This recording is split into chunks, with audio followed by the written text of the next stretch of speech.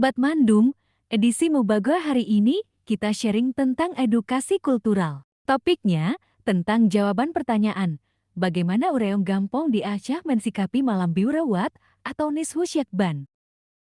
Jawabannya ada dalam tayangan berikut ini. Ureong Gampong berkumpul di Munasah dan berdoa bersama. Sebelumnya, sudah ada yang membawa kenduri berupa nasi bungkus. Nasi bungkus ini disiapkan Ureong Gampong. Bukan video. Ya nabut. Untuk setiap rumah menyediakan 2 bungkus nasi kenduri. Semua Ureong Gampong menghadiri acara ini. Inilah yang disebut dengan malam biurewat. Hampir semua Ureong Gampong hadir.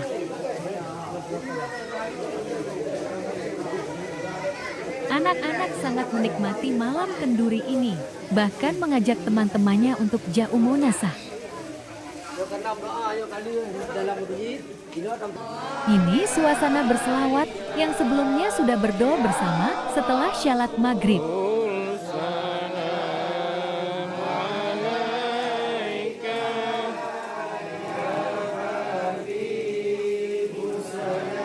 Selesai syalawat dan berdoa, pihak Ureong Tuha membagikan nasi bungkus kepada yang hadir. Semua Ureong Gampong memperoleh masing-masing 1 bungkus nasi, dan pihak Ureong Tuha mengontrolnya.